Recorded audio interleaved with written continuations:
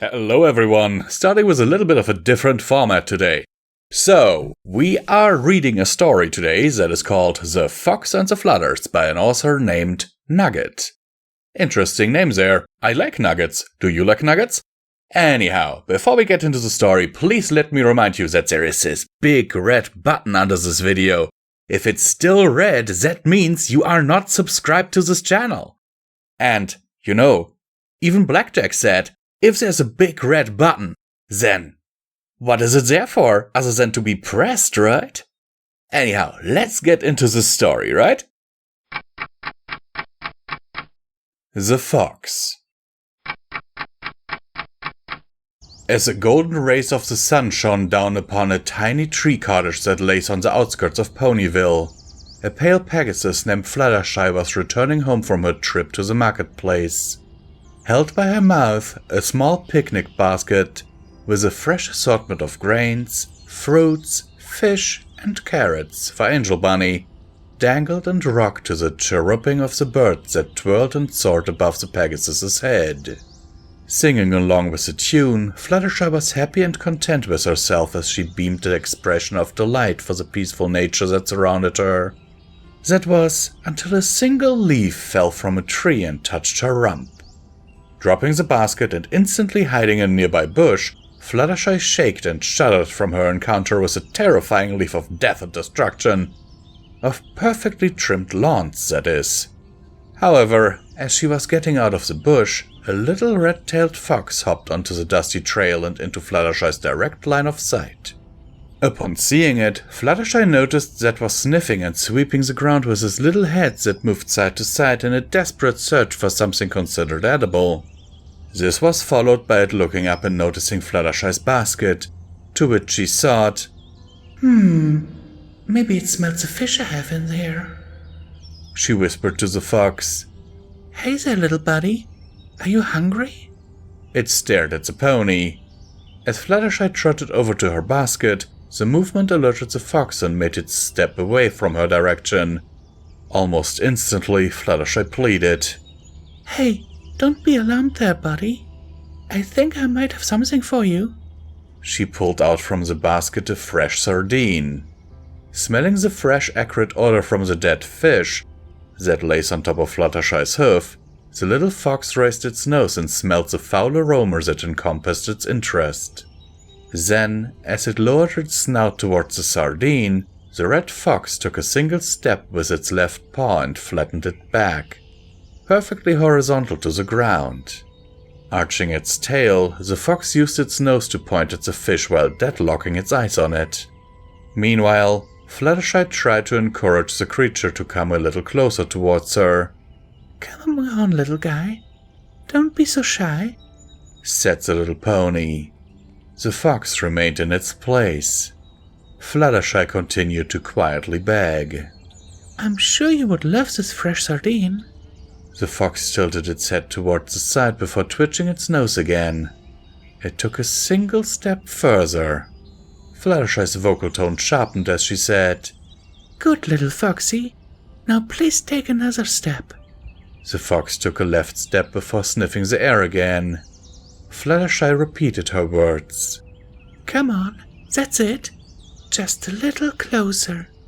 The fox continued to inch its way towards Fluttershy, taking a couple more paces while still smelling the fish's reeking scent.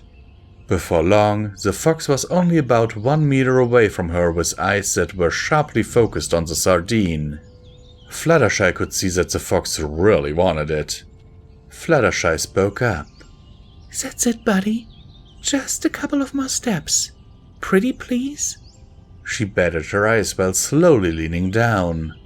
Placing herself on the same level as the fox, the shy pony put the sardine on the ground and scooted it almost in front of the critter.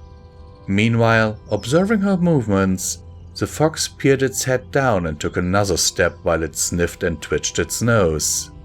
While the fish and fox measured about less than a meter away from each other, the fox still was hesitant to take the fish from the huge horse that remained on the same height, but not in weight, level as him. Therefore, it still had to act on its instincts, just in the case Fluttershy decided to go rampant and potentially put its life in danger. However, as time passed, the fish was still within a manageable distance away from the ponies that stayed in the same spot. To which the fox decided to take another step and almost put its nose on the scales of the dead sardine. Fluttershy almost silently cheered. You can do it, Foxy. One more step. The fox lifted its left leg and moved, grabbing the fish by its mouth.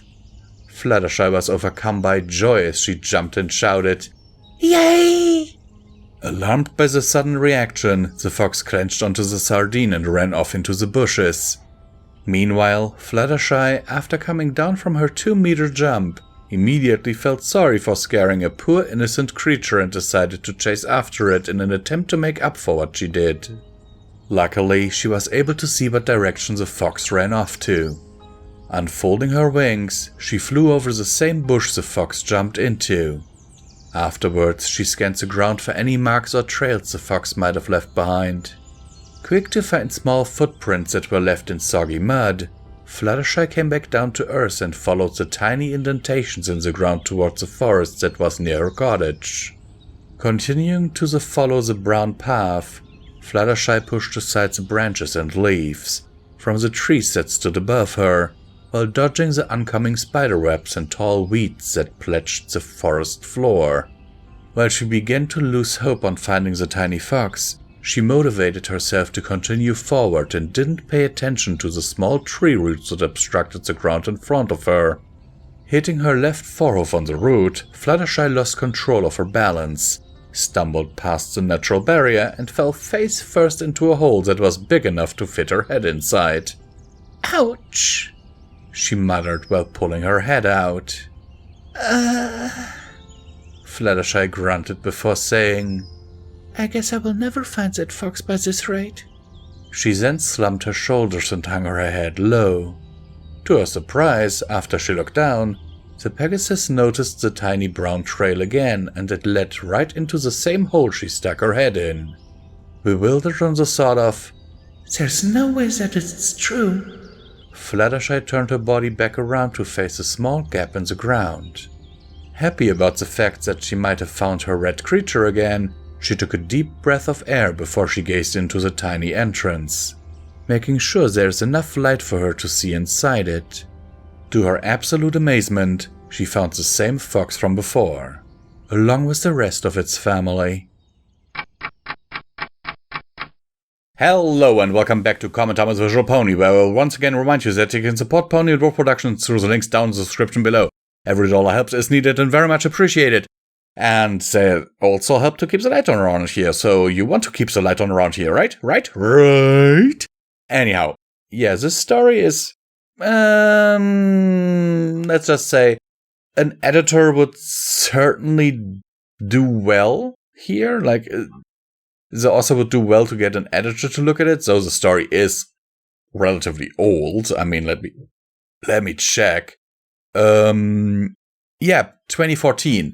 So, yeah, I don't think that, that this will actually get edited by an editor anytime soon. Also, this author has been offline for a few months, so it's unlikely that they will go back to the story, but they have 50 stories on their site, so I suggest you go over there and check the others out, because I think this is, I like it. I'll throw them a follow. Because it's a little heartwarming story about Fluttershy. Fluttershy, you can barely go wrong with Fluttershy. Sincerely yours, Visual Pony, and I hope that this video finds you well in body and mind.